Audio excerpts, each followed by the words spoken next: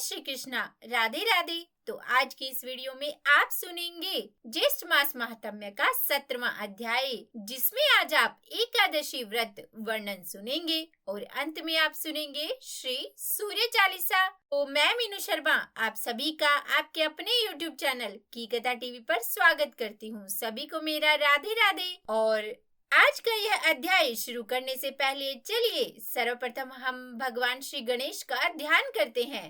तो बोलिए प्रेम से श्री गणेश भगवान की जय। स्कंद जी ऋषियों से बोले कि हे ऋषियों, श्री व्यास जी राजा युधिष्ठिर से कहते हैं कि ज्येष्ठ मास के शुक्ल पक्ष में एकादशी का व्रत होता है। उस दिन मनुष्य निर्जल उपवास कर चीनी सहित जल से पूर्ण घट का दान करते हैं। दान श्रेष्ठ ब्राह्मणों को देने वाला विष्णु लोक में जाकर आनंद को प्राप्त करता है। तब युधिष्ठिर जी ने वेदव्यास जी से कहा कि हे द्वैपायन, मैंने मानव धर्म और वैदिक धर्म को भी सुना है। अब आप कृपा करके मुझे समस्त पुराणों का जो सारभूत है वह कहिए।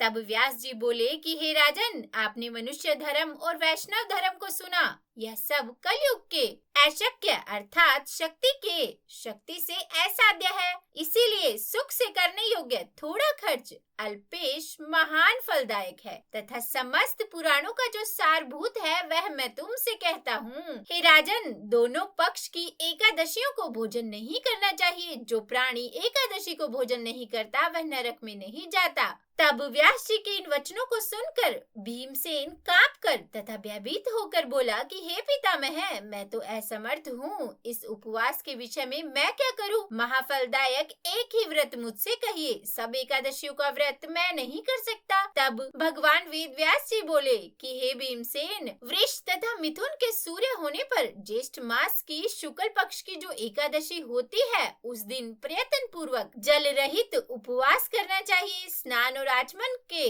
जल को छोड़कर विद्वान पुरुष जल का ग्रहण ना करे, अन्यथा जल का ग्रहण करने से व्रत भंग हो जाता है। विद्वान सूर्य उदय से सूर्य अस्त तक जल का त्याग करे तो बिना प्रयास के भी एकादशी के व्रत का श्रेष्ठ फल उनको मिलता है। फिर द्वादशी को प्रातः काल स्नान करके ब्राह्मणों को विधि पूर्वक जल तथा स्वर्ण का दान देवे। इस प्रकार इस जितेंद्रिय व्रत को करके ब्राह्मणों के साथ भोजन करें। इस प्रकार व्रत करने से जो पुण्य होता है उसे मुझे जनार्दन भगवान ने कहा है। ज्येष्ठ मास की शुक्ल पक्ष की एकादशी के दिन जल रहित निर्जल उपवास का जो फल होता है उसको हे भीमसेन तुम सुनो। समस्त दान देने से जो पुण्य, समस्त तीर्थों में स्नान करने से जो पुण्य, समस्त हवन आदि करने से जो पुण्य होता है वह पुण्य ज्येष्ठ शुक्ल एकादशी के दिन उपवास करने से ही हो जाता है। हे भीमसेन, वर्ष के अंदर शुक्ल तथा कृष्ण पक्ष की जितनी एकादशी होती है वह सब उपवास करने योग्य है,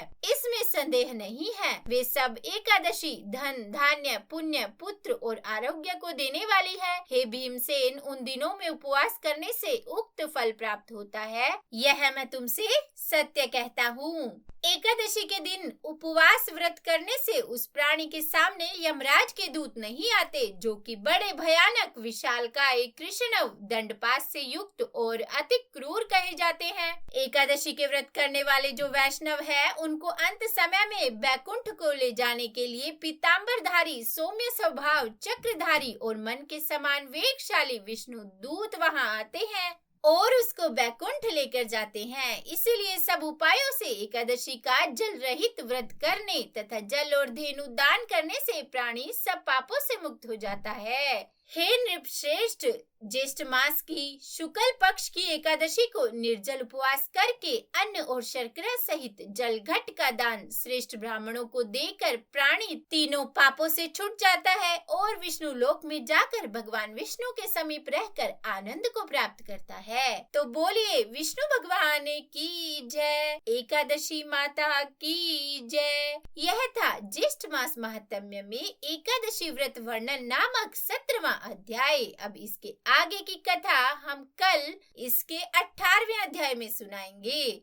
और चलिए अब सुनाते हैं आपको श्री सूर्य चालीसा। श्री रवि हरत हो घोरतम, अगणित किरण पसारी, वंदन करु तब चरणन में, अर्ध्य देव जलधारी सकल सृष्टि के स्वामी हो, सचराचर के नाथ निस दिन होत तुमसे ही होवत संध्या प्रभात। जय भगवान सूर्य तमहारी, जय खगेश दिनकर शुभकारी। तुम हो सृष्टि के नेत्र स्वरूपा, त्रिगुणधारी त्रैवेद स्वरूपा। तुम ही कर्ता पालक संहारक, भुवन चतुर्दश के संचालक। सुंदर बदन चतुर्भुजधारी, रश्मि रथि तुम गगन विहारी। चक्र शंख अरुश्वेत कमलधर, वर मुद्रा सोहत चोटेकर। शीश मुकुट कुंडल गलमाला, चारु तिलक तब भाल विशाला। सप्त अश्वरथ अति द्रुतगामी, अरुण सारथी गति अविरामी। रक्त वर्ण आभूषण धारक, अति प्रिय तोहे लाल पदारथ। सर्वात्मा कहे तुम्हें ऋग्वेदा, मित्र कहे तुमको सब वेदा। पंचदेव में पूजे जाते, मन वांछित फल साधक पाते। द्वादश नाम जाप उद्धारक, रोग शोक अरु कष्ट निवारक। माँ कुंती तब ध्यान लगायो, दानवीर सुत कर्ण सुपायो। राजा युधिष्ठिर तब जस गायो, अक्षय पात्र वो वन में पायो। शस्त्र त्याग अर्जुन अकुरायो, बन आदित्य हृदय से पायो। विंध्याचल तब मार्ग में आयो, हाहाकार तिमिर से छायो। मुनि अगस्त्य गिरि गर्व मिटायो, निजटक बल से विंध्य नवायो। मुनि अगस्त्य तब महिमा गाई, सुमिर भय विजय रघुराई। तोहे विरोक मधुर फल जाना, मुख में लीन तोहे हनुमाना। तब नंदन शनि देव कहाए, पवन के सुत शनि तीर मिटावे। यज्ञ व्रत स्तुति तुम्हारी कीन्ही, भेंट शुक्ल यजुर्वेद की दीनी। सूर्यमुखी खरितर तब रूपा, कृष्ण सुदर्शन भानु स्वरूपा। नमन तोहे ओंकार स्वरूपा, नमन आत्मा अरुकाल स्वरूपा। दिग दिगंत तब तेज प्रकाशे, उज्ज्वल रूप तुम्ही आकाशे।